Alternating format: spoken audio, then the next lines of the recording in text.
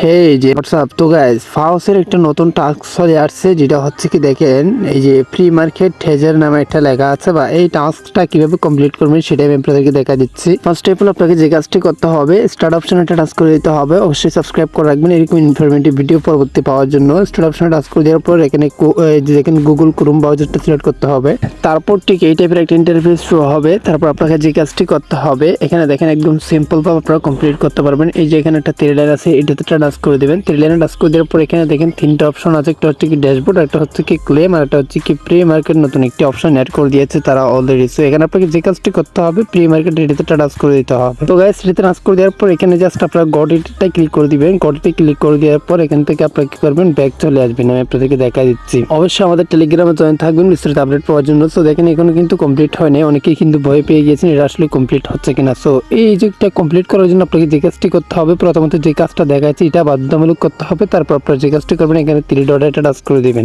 অবশ্যই সাবস্ক্রাইব করে রাখুন পরবর্তী ভিডিও পাওয়ার জন্য। থ্রি ডটে টাচ করে দেওয়ার পর এখানে দেখেন রিলোড পেজ নামে একটা লেখা আছে, জাস্ট এটাতে ক্লিক করে দিবেন।